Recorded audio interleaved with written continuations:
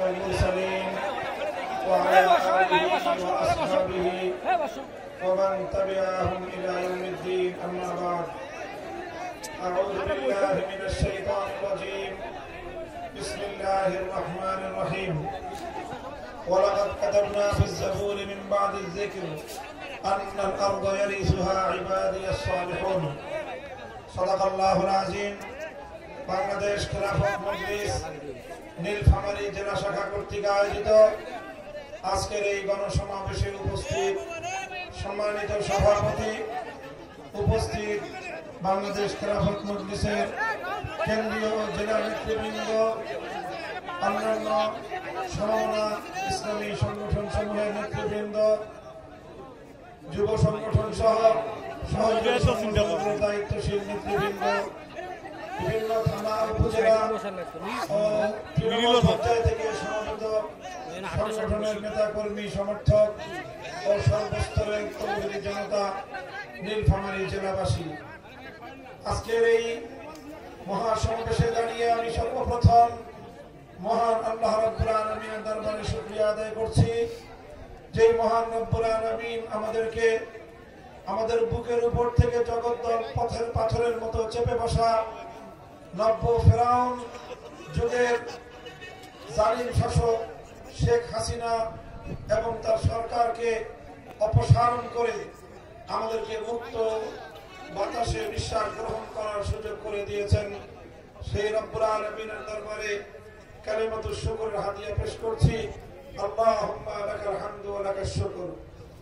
আমি আজ বাংলাদেশের যে নিশ্চিন্ত নিরাপদ সম্প্রীতির একটি পরিবেশ সৃষ্টি হয়েছে, সেজন্য শ্রদ্ধা করে স্মরণ করছি ওই সকল আত্মত্যাগী বাংলার দামাল সন্তানদেরকে দীর্ঘ 15 বছরের ফ্যাসিবাদ বিরোধী সংগ্রামে যারা নিজেদের জীবনকে কোরবান করেছে, মানুষের জন্য, মানবতার জন্য, জুলুম এবং অন্যায়ের অবসানের জন্য যারা শাহাদাত বরণ করেছেন। 2009 সাল থেকে 2024 সাল পর্যন্ত 57 জন দেশপ্রেমিক সেনা কর্মকর্তা, অসংখ্য অগণিত কোরআন প্রেমিক তৌহিদি জনতা, শাপলা চত্বরের নবী প্রেমিক আশিকে রাসূল, আল্লাহ নবীর আশিক উম্মতেরা 2021 সালের হেফাজতে ইসলাম বাংলাদেশের নরেন্দ্র মোদীর বাংলাদেশ আগমনের প্রতিবাদে আয়োজিত শান্তিপূর্ণ কর্মসূচিতে ফ্যাসিবাদের দোসরদের গুলিতে নিহত হেফাজতে ইসলামের নেতাকর্মী ও 2024 সালের বৈষম্য বিরোধী আন্দোলনে বাংলাদেশে জুড়ে গণহত্যার শিকার সহস্রাধিক আমার বাংলার ছাত্র জনতা ও 3 বছরের শিশু সন্তান থেকে শুরু করে আবার বৃদ্ধ বনিতা নারী পুরুষ, যারা এই পতিত স্বৈরাচারী শেখ হাসিনা এবং তার খুনি বাহিনীর নির্মম হত্যাকাণ্ডের শিকার হয়ে শাহাদাত বরণ করেছেন, আল্লাহর দরবারে তাদের সকলের শাহাদাত কবুল করার জন্য দোয়া করছি এবং তাদের এই আত্মত্যাগ যেন গ্রহণ হয় আল্লাহর দরবারে, এবং এটা যেন বাংলাদেশের একটি সুন্দর ভবিষ্যৎ নির্মাণের জন্য এটি আমরা পাক কবুল করেন, আল্লাহর কাছে সেই প্রার্থনা করছি। সংগ্রামী সাথী ও বন্ধুগণ, আজ 5ই আগস্ট, যেই 5ই আগস্টকে বাংলাদেশের মানুষ অনেকেই দ্বিতীয় স্বাধীনতা দিবস হিসেবে আখ্যায়িত করেছে। এই 5ই আগস্ট ফ্যাসিস্ট স্বৈরাচারী হাসিনার পতনের মধ্য দিয়ে বাংলাদেশের মানুষ নতুন ভাবে মুক্ত এবং স্বাধীন হয়েছে। অর্থাৎ এই 13-15 বছর পর্যন্ত আমরা ছিলাম স্বাধীন বাংলাদেশের পরাধীন নাগরিক। এই স্বাধীনতার পরবর্তী আজ 40 দিন অতিক্রান্ত হয়ে আমরা 41তম দিন উদযাপন করছি। এই সময়ে আমি এই স্বাধীনতার রূপকার যারা, এই স্বাধীনতা আন্দোলনের প্রাণ পুরুষ যারা, সেই ছাত্র জনতা সহ দেশবাসীকে, দেশের সচেতন রাজনৈতিক নেতৃত্ব ও সকল রাজনৈতিক দল সমূহকে একটি বিষয়ে আমি দৃষ্টি আকর্ষণ করতে চাই। সেটি হলো স্বাধীনতা অর্জন করা যত কঠিন, স্বাধীনতাকে রক্ষা করা তার চেয়ে বেশি কঠিন। স্বাধীনতার বিপক্ষ শক্তি যারা যারা এই 5ই আগস্টের মহান বিপ্লব এবং এই অভ্যুত্থানকে যারা বরদাস্ত করতে পারে নাই, তারা কিন্তু বসে নাই। তারা ষড়যন্ত্র চালিয়ে যাচ্ছে কিভাবে এই আগস্টের বিপ্লবকে ব্যর্থ করা যায়, কলুষিত করা যায়, জাতির সামনে এটাকে কিভাবে কলঙ্কিত করা যায়, তার সকল ষড়যন্ত্রের জাল তারা বলতেছে। এজন্য আমাদেরকে সজাগ এবং সতর্ক থাকতে হবে। অতীতের অভিজ্ঞতাকে আমি স্মরণ করছি। 1971 সালের যেই মুক্তিযুদ্ধ হয়েছিল এবং আমরা যে একটি স্বাধীন বাংলাদেশ আমাদের পূর্বসূরীদের ত্যাগ আর কোরবানির বিনিময়ে উপহার পেয়েছিলাম, যেই বাংলাদেশ অর্জন করতে আমাদের তিনটি আধিপত্যবাদের বিরুদ্ধে লড়াই করতে হয়েছিল, সাম্রাজ্যবাদী ব্রিটিশ বেনিয়াদেরকে বিতাড়িত করতে হয়েছিল, পশ্চিম পাকিস্তানের পশ্চিমবঙ্গের সাম্প্রদায়িক গোষ্ঠী রবীন্দ্রনাথ ঠাকুর সহ যারা পূর্ববঙ্গের মুসলিম জাতিসত্তার উত্থান এবং উন্মেষকে যারা মুহূর্তকালের জন্য বরদাস্ত করতে পারেনি, সেই পশ্চিমবঙ্গের দাদাবাবু রবীন্দ্রনাথ ঠাকুরদের সাম্প্রদায়িক সহিংসতার মোকাবেলা আমাদেরকে করতে হয়েছে। এরপরে 1947 সাল থেকে 1971 সাল পর্যন্ত পশ্চিম পাকিস্তানের খান পাঠানদের বিরুদ্ধে আমাদেরকে স্বাধিকার সংগ্রাম করতে হয়েছে। আমরা পশ্চিম পাকিস্তানিদেরকে বলেছিলাম, তোমরা আমাদের ভাই, আমরা তোমাদের ভাই, আমাদের মধ্যে সম্পর্ক হবে ভ্রাতৃত্বে। কিন্তু খান পাঠানরা বলেছিল, না, তোমরা বাঙালি, তোমরা আমাদের দাস, আমরা হবে তোমাদের প্রভু। মুসলিম জননেতা মৌলানা আব্দুল হামিদ খান ভাসানী তখনই বলে দিয়েছিলেন তোমাদেরকে ওয়ালাইকুম আসসালাম। সংগ্রামী সাথী ও বন্ধুগণ, সেই সুরে সুর মিলিয়ে আজ আমরা বলতে চাই, এই পৃথিবীতে আমাদের একজনই রব, যিনি আরশের মালিক মহান রব্বুল আলামিন। আরশের রব ছাড়া এই জমিনে আমাদের কোনো প্রভু নাই। আছে আমাদের বন্ধু। কেউ যদি আমাদের দিকে বন্ধুত্বের হাত বাড়িয়ে দিতে চায়, আমরা তাদেরকে স্বাগত জানাই। আর কেউ যদি এই জমিনের মানুষ হয়ে শক্তির বলে, পেশি শক্তির বলে, সন্ত্রাসের বলে, অথবা বিশাল দেশ হওয়ার বলে আমাদের উপর প্রভুত্ব করতে চায়, আমরা তাদের চোখ উপড়ে ফেলবার জন্য প্রস্তুত রয়েছি। আমাদের পরিষ্কার ঘোষণা, আমাদের রব একজন, সেই এক রব ছাড়ার কারো প্রভুত্ব আমরা মানি না। দুঃখ এবং পরিতাপের বিষয় হলো 1971 সালে আমরা পর্যায়ক্রমিক ঐতিহ্যের যে সংগ্রামের মধ্য দিয়ে 55,000 বর্গ মাইলের এই স্বাধীন ভূখণ্ডটি আমরা মুক্ত এবং স্বাধীন পেয়েছিলাম। স্বাধীনতা অর্জনের কয়েক মাসের মধ্যেই 1971 সালের 16 ডিসেম্বর, এর কয়েক মাসের মধ্যেই বাংলাদেশের সংখ্যাগরিষ্ঠ সেই সময়ের 7 কোটি মানুষের ইচ্ছা এবং অভিপ্রায়কে বৃদ্ধাঙ্গুলি দেখিয়ে বাংলাদেশের হাজার বছরের চিন্তা চেতনা, কৃষ্টি, কালচার, ঐতিহ্যকে ভুলুণ্ঠিত করে ভিন দেশি একটি শক্তি তাদের দেশের সাংবিধানিক শক্তিকে, সাংবিধানিক মূল চেতনাকে আমাদের জাতির উপর চাপিয়ে দিয়ে ছোট্ট একটি চিরকুটের মাধ্যমে, একটি প্রেসক্রিপশনের মাধ্যমে আমাদের দেশের সংখ্যাগরিষ্ঠ মানুষের চিন্তা এবং চেতনার বিরুদ্ধে, 71-এর মুক্তিযুদ্ধের চেতনার বিরুদ্ধে একটি সংবিধান তৈরির মধ্য দিয়ে বাংলাদেশের ঐতিহাসিক 71-এর বিজয়কে ছিনতাই করা হয়েছিল। কাজেই সেই থেকে আমরা এখন বলতে চাই, আমরা সোচ্চার এবং সজাগ আর সতর্ক থাকতে চাই। আমরা বলতে চাই, 71-এর চেতনাকে ছিনতাই করার জন্য যেমনি ভাবে 72-এর চেতনা তৈরি করা হয়েছিল, আজও 2024 সালের এই মহান বিজয়কে ছিনতাই করার জন্য পতিত স্বৈরাচারের দোসররা এখনো ষড়যন্ত্র অব্যাহত রেখেছে। বলে যে সীমান্তের আশেপাশে আছে, চক্করে ঢুকে পড়তে চায়।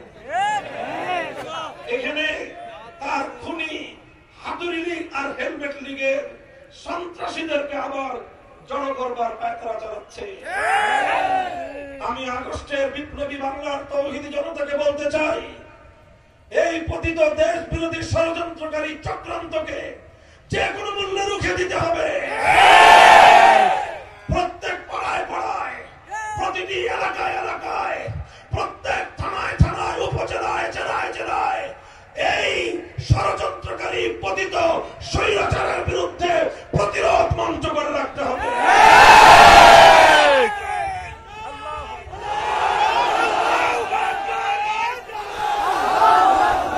সংগ্রামী সাথী ও বন্ধুগণ, পতিত স্বৈরাচারী শেখ হাসিনা 50 বছর পর্যন্ত বাংলাদেশের মানুষের কাছ থেকে প্রতিশোধ গ্রহণের রাজনীতি করেছে। তার বিশ্বাস ছিল এদেশের মানুষ তার বাবাকে অযথাই হত্যা করেছে। আর এই কারণে শেখ হাসিনা বাংলাদেশের মানুষের প্রতি ক্ষুব্ধ ছিল।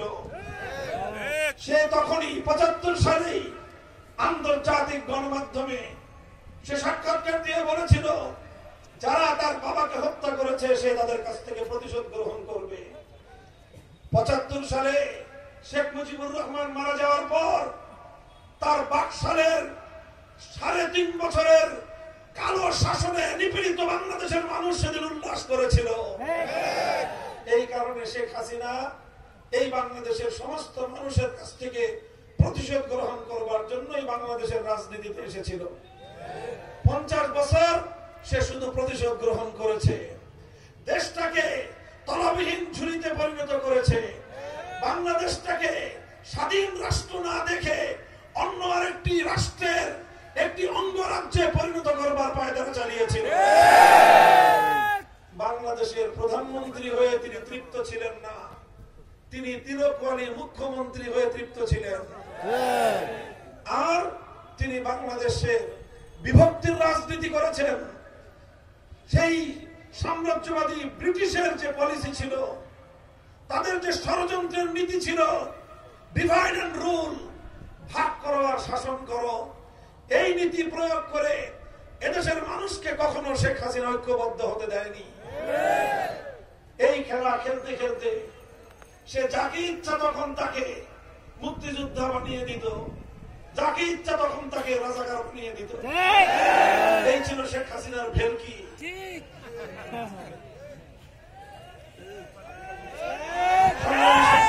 আপনারা দেখেছেন আগস্ট বিপ্লবের সময় বাংলাদেশের 4 কোটি ছাত্র জনতা যারা মাঠে নেমেছিল কোটা সংস্কারের দাবি নিয়ে, আমাদের সন্তান তারা একটি সুন্দর দেশ গড়ার জন্য, বৈষম্যহীন দেশ গড়ার জন্য ন্যায্য দাবি নিয়ে মাঠে নামলো।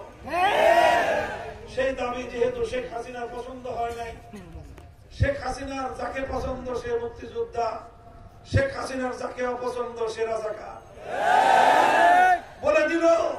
এদেশের সকল ছাত্র জনতাকে তোমরা সবাই রাজাকারের বাচ্চা।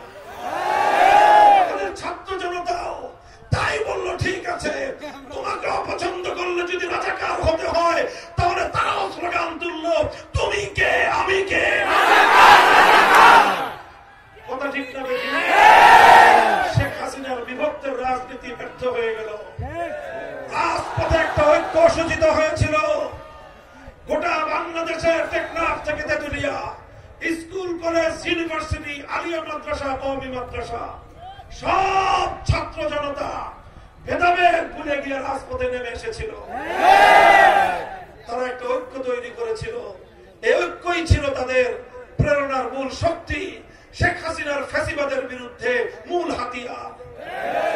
আর তারা আরেকটা জিনিস করেছিল, সেটা আমরা দেখেছি। রাজধানী ঢাকা সহ জেলা বিভাগীয় শহরগুলোতে আমাদের ছাত্র সন্তানেরা তারা উত্তাল মিছিল করছে, সংগ্রাম করছে, স্লোগানে স্লোগানে আকাশ বাতাস কাঁপিয়ে তুলছে, তাদের বুকের রক্তে রাজপথ রঞ্জিত হচ্ছে। কেউ আহত হয়ে হাসপাতালে যাচ্ছে, কেউ নিহত হয়ে তার লাশ নিয়ে ছাত্ররা মিছিল করছে।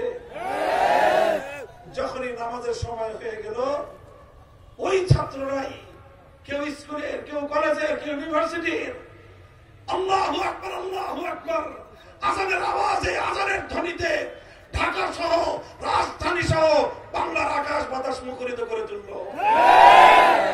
একজন ইমামতিতে দাঁড়ালো, সে কোনো মাদ্রাসায় পড়ে নাই, সেই স্টুডেন্ট কোন ইউনিভার্সিটি, প্রাইভেট অথবা পাবলিক, সে দাঁড়িয়ে গেল ইমামতিতে। তার পিছনে সারিবদ্ধ শত সহস্র ছাত্ররা, তারা রাজপথের উত্তপ্ত পিচ ঢালা সেই শাহাদাতের রক্তে বিধৌত সেই মাটিকে জায়নামাজ বানিয়ে আল্লাহর দরবারে সিজদায় লুটিয়ে পড়ল। এরপর নারায়ে তাকবীর, আল্লাহু আকবার, নারায়ে তাকবীর, আল্লাহু আকবার। সংগ্রামী সাথী ও বন্ধুগণ, এরপর তারা নামাজের পরে ফরিয়াদের হাত উত্তোলন করলো আল্লাহর দরবারে। চোখের অশ্রুতে তাদের বুক ভেসে গেল। তারা ফ্যাসিবাদের বিরুদ্ধে আল্লাহর কাছে সাহায্যের জন্য হাত তুলল, আল্লাহর কাছে চোখের অশ্রু ছেড়ে দিয়ে সাহায্য প্রার্থনা করলো। আমার আল্লাহ পাক রব্বুল আলামিন এই কোমলমতি শিক্ষার্থীদেরকে সাহায্য করলেন। কথা বলেন ঠিক না বেঠিক? অনেক বড় বড় শক্তি শেখ হাসিনার বিরুদ্ধে পারে নাই। শেখ হাসিনার পেছনে যেই ভিনদেশী শক্তিগুলো তাকে বাংলাদেশের জনগণের বিরুদ্ধে ক্ষমতার মসনদে টিকিয়ে রেখেছিল, তাদের মোকাবেলায় গিয়ে বাংলাদেশের বড় বড় রাজনৈতিক শক্তিগুলো বারবার ব্যর্থ হয়েছে। কিন্তু আবাবিলের মতো আল্লাহ পাক ছোট্ট ছোট্ট ছেলেদেরকে সাহায্য করলেন। আল্লাহ যখন সাহায্য করেন, পৃথিবীর কোন শক্তি আমার রবের শক্তির সামনে টিকতে পারে না। হাসিনাও টিকতে পারে নাই, হাসিনাদিরা টিকতে পারে নাই, ভিনদেশী শত্রুদের চার দালালরাও টিকতে পারে না।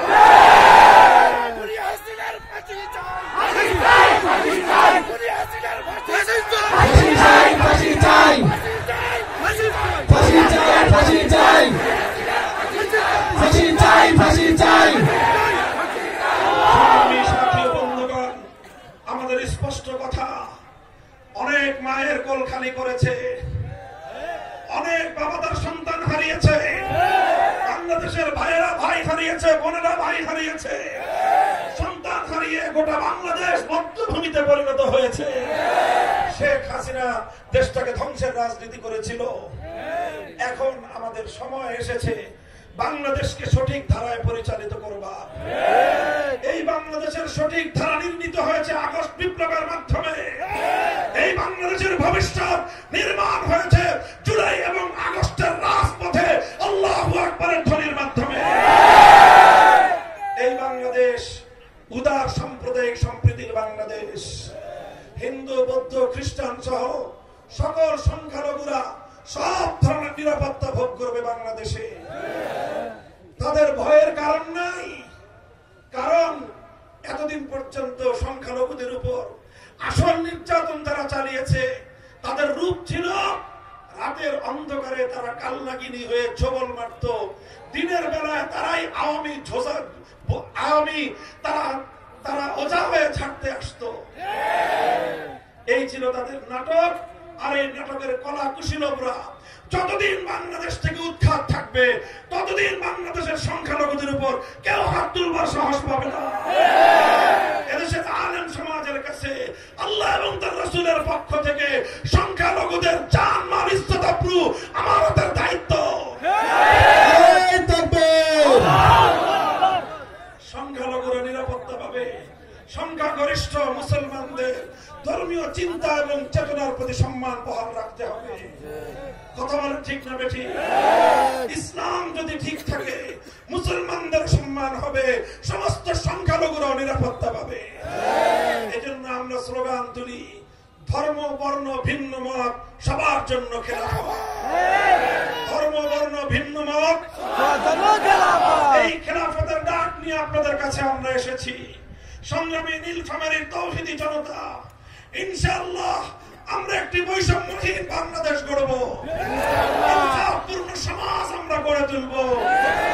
এই ইনসাফ, এই বৈষম্যহীন সমাজ মানব রচিত তন্ত্র মন্ত্র দিয়ে কোনোদিনও পূর্ণাঙ্গ হতে পারে না। এজন্য প্রয়োজন আল্লাহর জমিনে আল্লাহর দেওয়া বন্দোবস্ত। খেলাফতের মূল কথা হলো এই, আল্লাহর আইনের বিরুদ্ধে কোন আইন চলবে না। আল্লাহর আইনের বিরুদ্ধে কেউ আইন তৈরি করতে পারবে না। এই আসমানের মালিককে আল্লাহ, এই জমিনের মালিককে আল্লাহ। আসমান আর জমিনের মধ্যে আইন চলবে একমাত্র আল্লাহ। এটাই হলো খেলাফতের কথা। মানুষ শাসন করবে, মানুষ শাসন করবে, সরকার শাসন করবে, প্রশাসন শাসন করবে, আইন দিবেন কে? আল্লাহ প্রদত্ত সেই আইনের ভিত্তিতে ইনসাফপূর্ণ একটি সমাজ গঠনের জন্য আগস্ট বিপ্লবকে ভিত্তি ধরে আগামী দিনে ইসলামের বাংলাদেশ গড়ে তুলতে হবে। আগামীর বাংলাদেশ হবে ইসলামের বাংলাদেশ, আগামীর বাংলাদেশ হবে খেলাফতের বাংলাদেশ। তবে এই মুহূর্তে আমাদেরকে সম্মিলিত থাকতে হবে, ঐক্যবদ্ধ থাকতে হবে, যেন আবার পতিত পরাজিত স্বৈরাচারী ষড়যন্ত্রকারী শক্তি যেন আবার মাথাচাড়া দিয়ে উঠতে না পারে।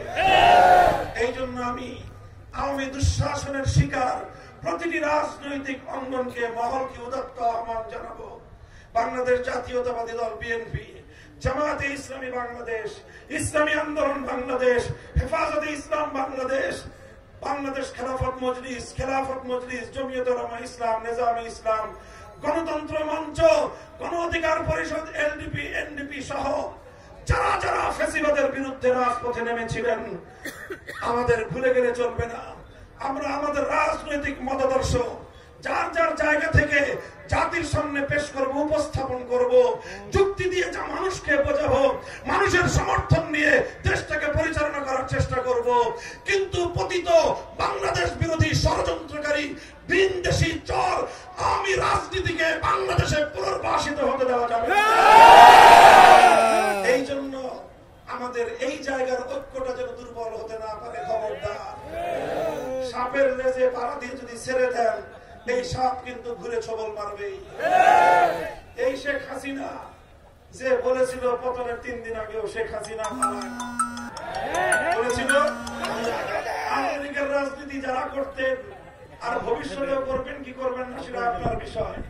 কিন্তু আমার তো আপনার জন্য করুণা হয়, আফসোস লাগে, আগামী দিনে বাংলাদেশের মানুষের সামনে কোন মুখে আপনারা কথা বলবেন? আপনারাও তো নেত্রীর সুরে সুর মিলিয়ে বলেছিলেন বঙ্গবন্ধুর কন্যা শেখ হাসিনা পালায় না।